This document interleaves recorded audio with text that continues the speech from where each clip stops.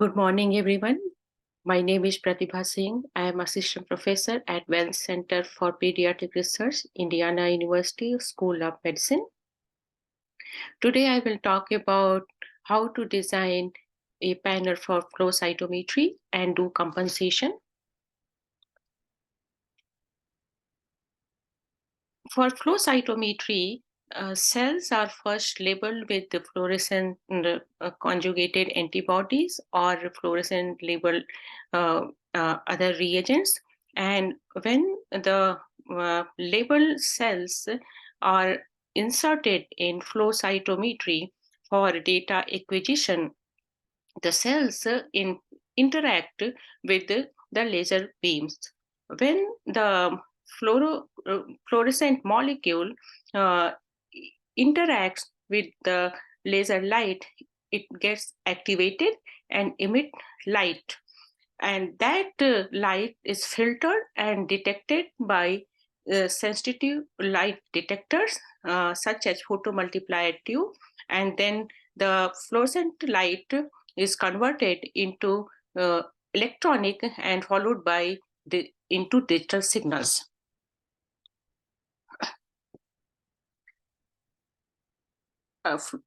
Fluorochromes absorb light of a specific wavelength range known as excitation spectra, and then re-emit the light of a specific wavelength range known as emission spectra. There are several different types of fluorochrome molecules are available, such as FITC, PE, APC, PE, Psi7. Lasers are used to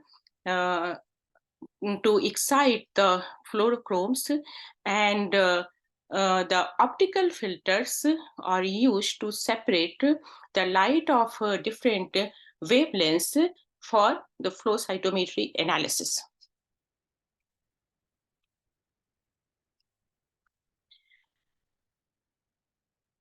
A multicolor flow cytometry is a potential tool to identify and characterize the several subpopulations of the cells in a heterogeneous sample.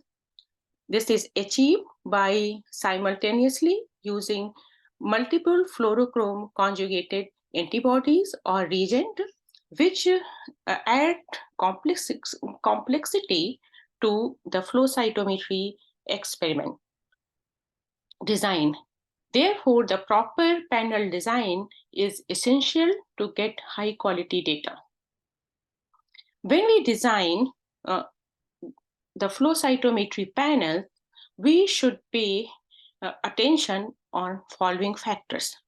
We should first we should know what are the objectives of our experiment, and we should all know the biology of the cells, select the markers or antigen that we want to explore, know the configuration of the flow cytometry that we want to use, and then assign the fluorochrome to each marker that we want to test, and followed by we should titrate the antibodies that we want to use in the flow cytometry panel and determine the controls that we want to use to do flow cytometry data acquisition.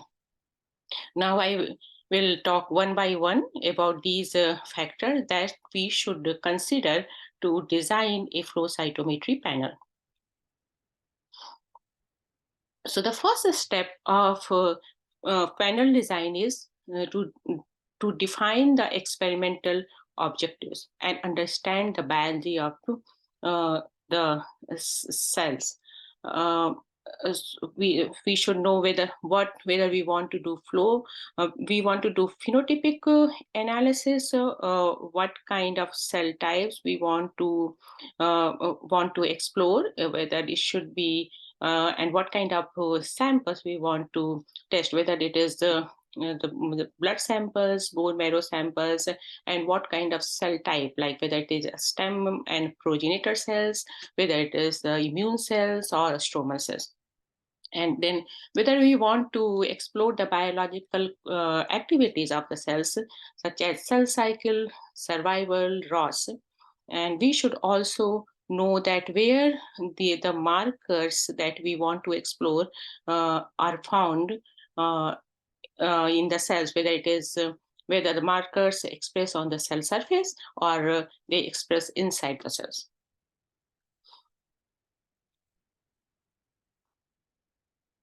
When we determine the objectives of our study, then we need to identify which and how many markers are needed to identify the cell populations and their biological activities.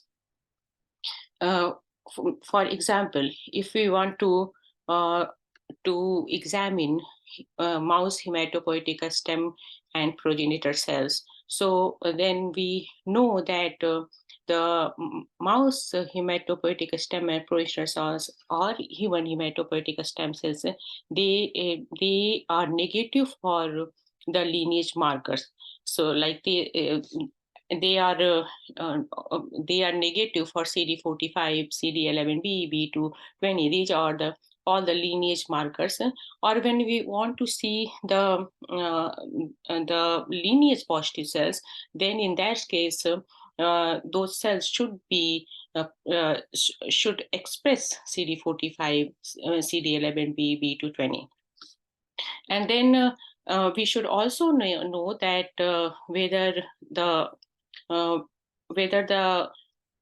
what markers express on a small number of cell subpopulations, such as CD150, SCA1. These express these markers express on hematopoietic stem and progenitor cells. We carried in this marker express on endothelial cells. Then we should identify the markers that are exclusive to a specific cell subpopulation, or they co-express on that particular population. So when we selecting the markers to identify particular populations, we should know the gating strategy, that how we are going to gate the cells to identify the different subpopulation, and what parameter we are going to explore.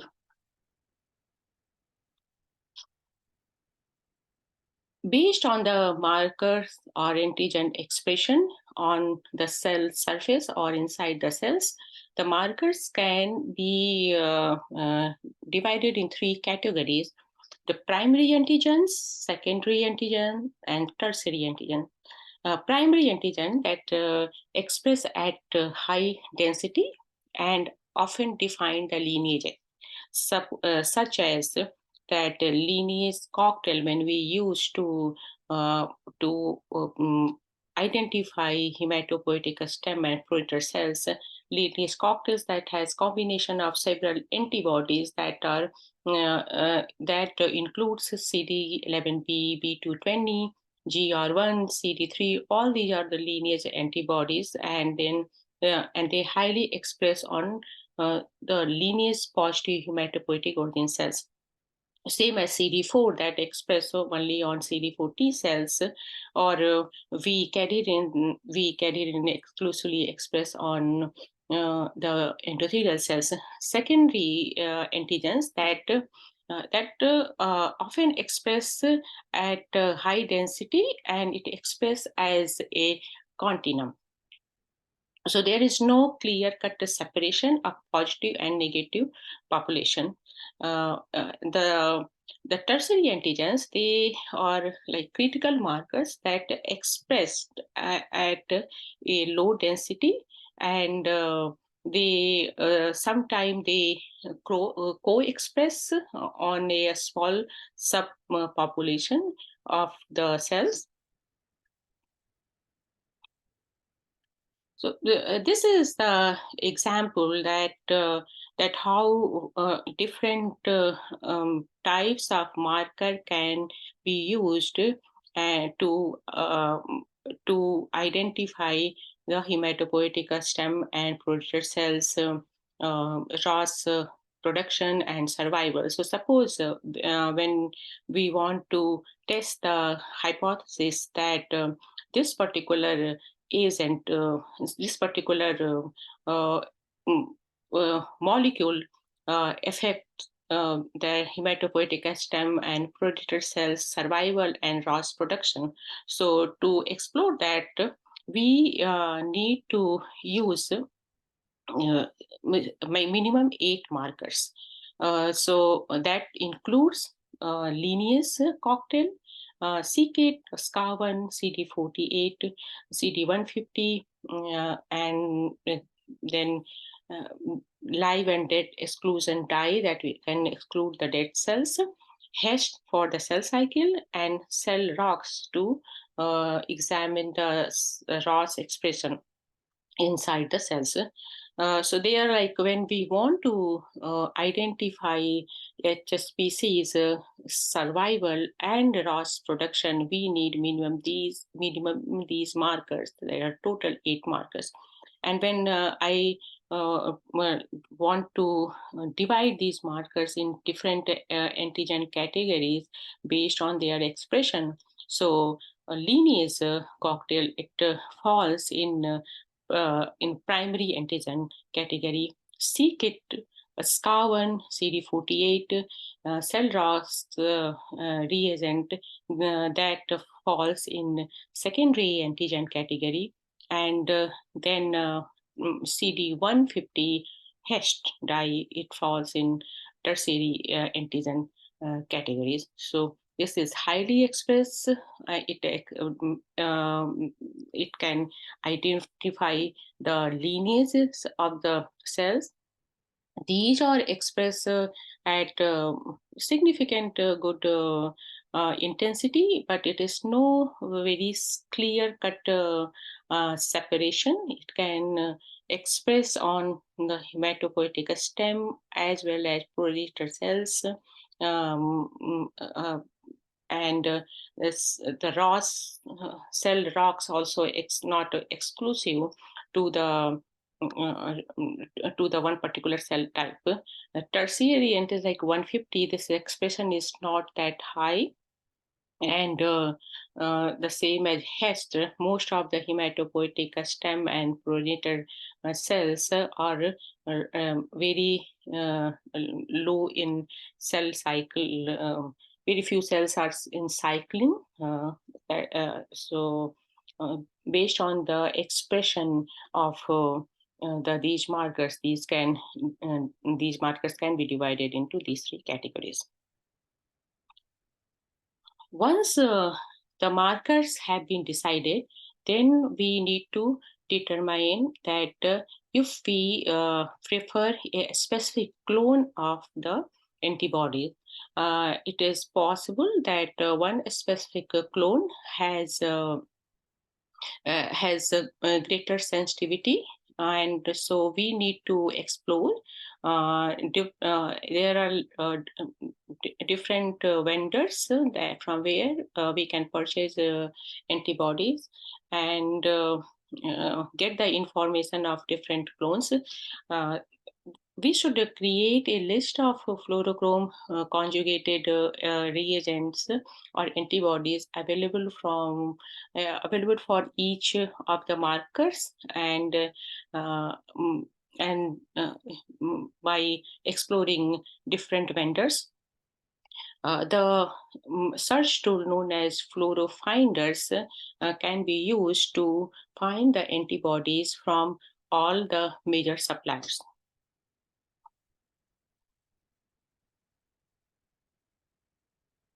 So once we know the objective of our study, we know the which and how many markers we need to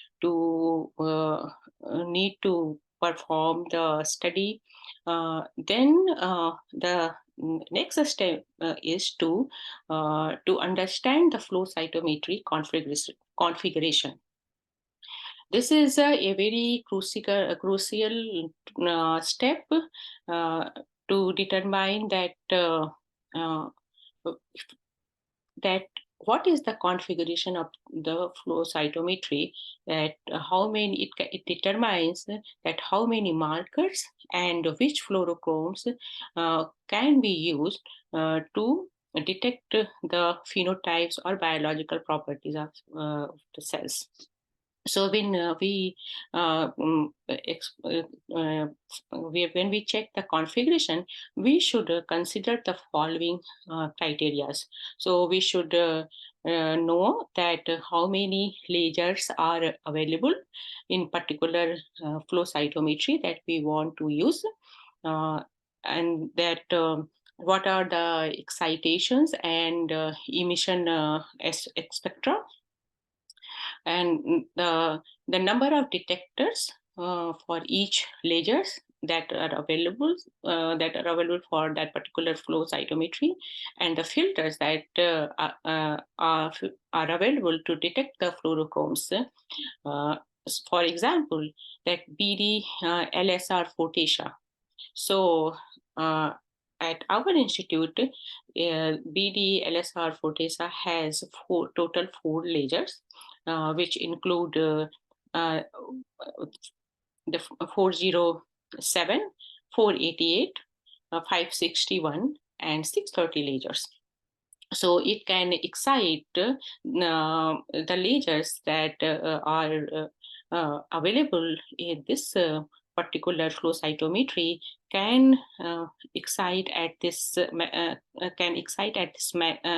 these wavelengths, and so there are like four lasers, and these are LS 407. It is violet laser, and then it is green, then there is yellow and the red layer. So they and they so it can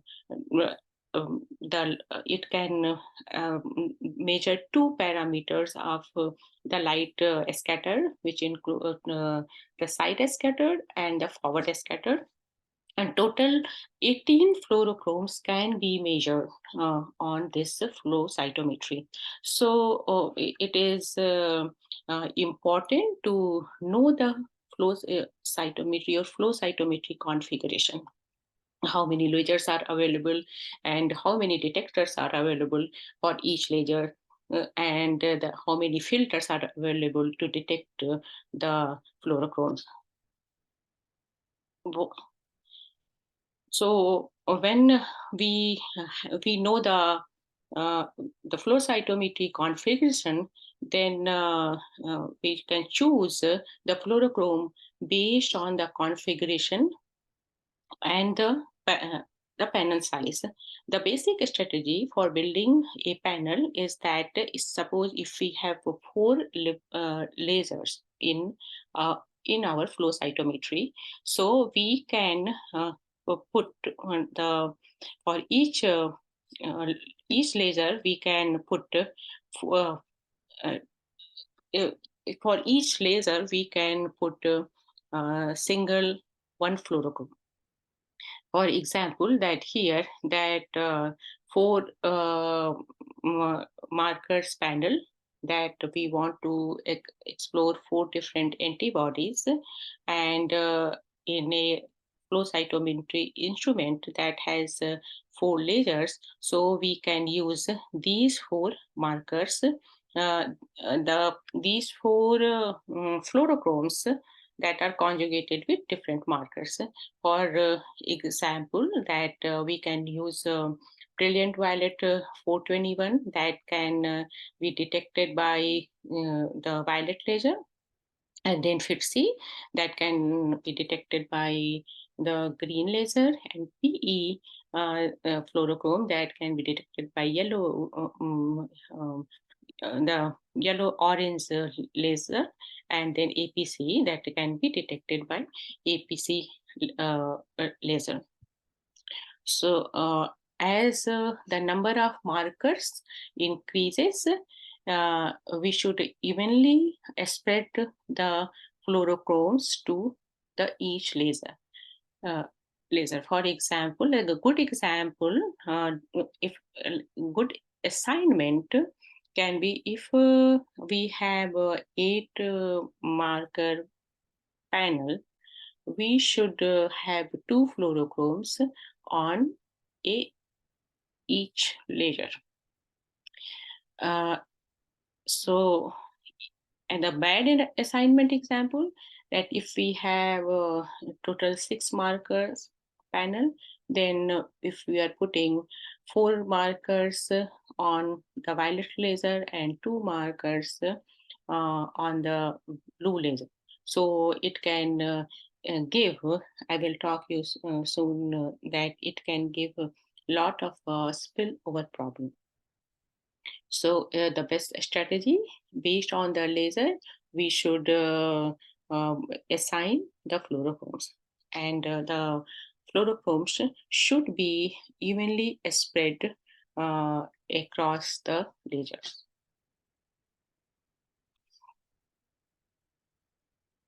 When we have the fluorochrome, the fluorochrome conjugated markers that we want to explore, and then we know the flow cytometry configuration. So the next step is the matching of the fluorochrome with the fluorochromes conjugated antibodies to the markers. So carefully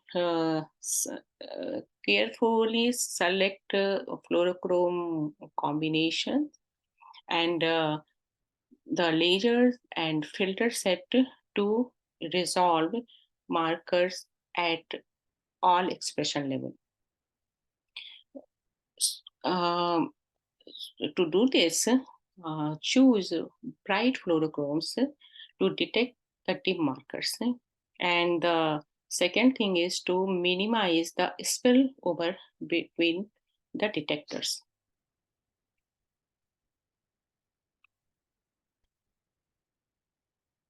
So how we can choose the bright fluorochrome? How does it help to separate the dim positive from negative? It based on the fluorochrome's stain index. So stain index is the difference between the positive and negative peak median divided by the width of the negative.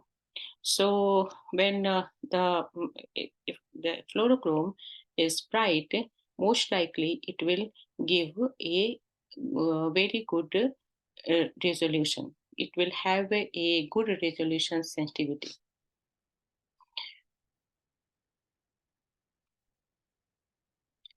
This is the list of the stain index of CD4 conjugated different fluorochromes.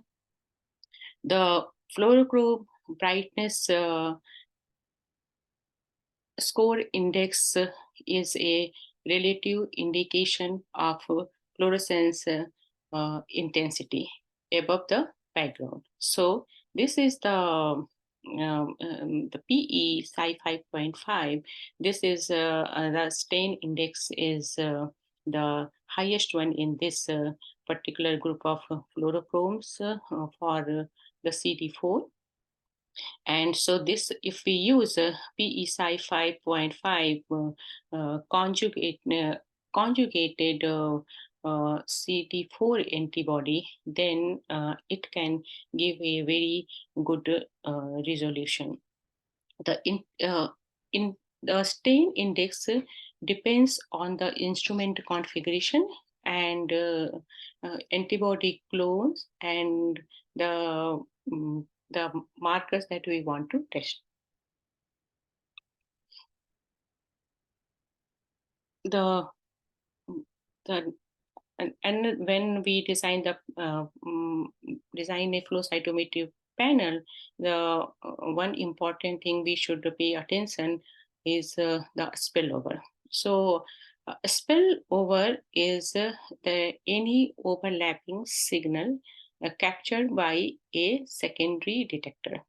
Spillover happens when the emission spectra of one fluorochrome is picked up by the detector set to measure different mm, fluorochromes, thereby contributing uh, contributing to unwanted signals in the channel of the second fluorochrome.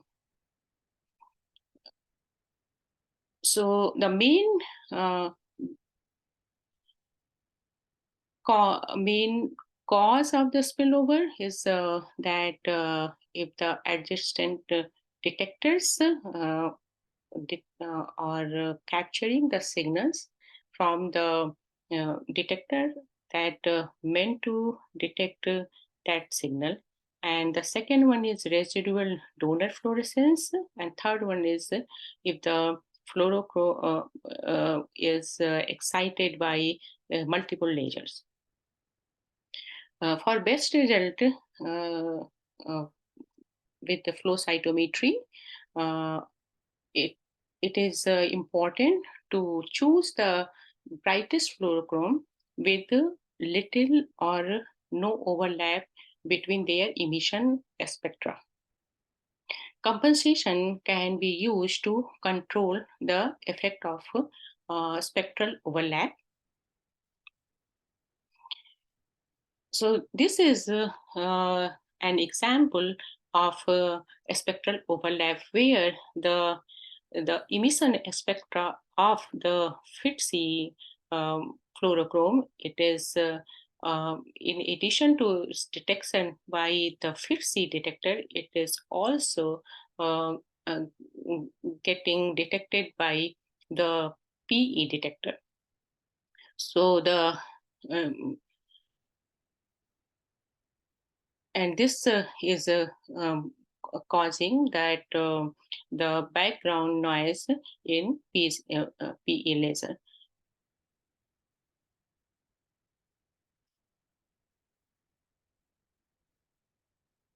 So how we can minimize the spill over between the detectors? So there are like these are the criteria that if we like if we can choose these, we can reduce the spill over between the detectors. So pair the bright fluorochromes with the low expressing antigens and dim fluorochromes with high expressing markers. Assign the high spillover fluorochromes to a cell subset that does not co-express any other markers of the panel.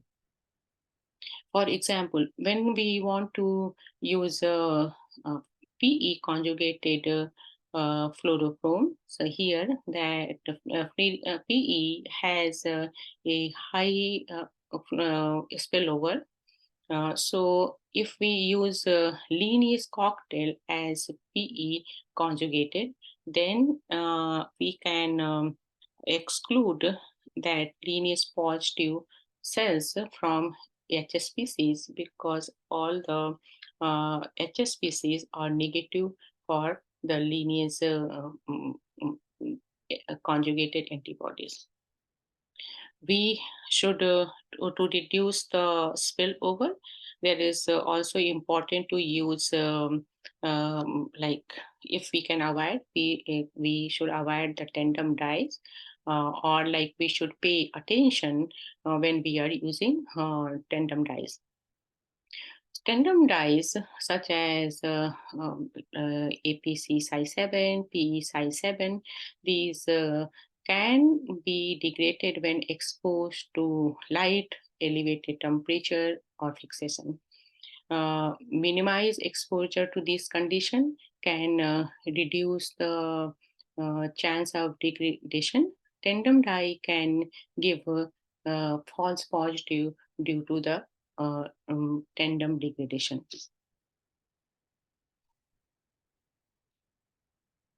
How we can mm, um, reduce the chance of spillover? It is that the compensation. Compensation is a process of correcting the fluorescence spillover. So it is like removing the signals from any given fluorochrome uh, from all the detectors except uh, the one that is set to measure this particular dye. For example, here, uh, FITC, if when uh, FITC fluorochrome uh, gets excited and emits a emits light of a specific wavelength range. This the portion of the FITC emission spectra is detected by the PE detector, and so to we want to correct this spectral overlap. So compensation correct this error by subtracting uh, out this signal from the PE detector. So this is a way to decrease or or like uh, that mm, decrease this error or to um, get rid of uh, a spillover in other channel. This diagram shows how to match antigen to the fluorochrome conjugated antibodies. So, for example, that if the markers uh, A and B they do not express in the same cell, then uh, then there should not be any spillover issues. And in this case, we can assign the fluorochrome based on the antigen density. So the where the if the marker A has a lower antigen expression, we should use the we should use a brighter fluorochrome conjugated antibody and vice versa. But the if marker A and marker B both express on the same cells, so based on the expression of the receptors on this particular cell, we should choose the fluorochrome conjugated antibody. So here, if suppose here that if receptor A expression is higher than receptor B, then for A we should use a dim fluorochrome that can cause a minimum loss of resolution in the cells that are A positive and B negative uh, markers. So once we have decided the fluorochromes that we want to use and we know the flow cytometry configurations and we have matches the fluorochromes to the markers, then the next step is to titrate the antibodies that we want to use for the panel. It is very important to titrate to see that if there is some non-specific binding uh, is happening due to the higher concentration of antibodies, or if it is like suboptimum detection due to lower concentration of antibodies. Before uh, run any full experiment, it is important to test the panel uh, for a pilot experiment.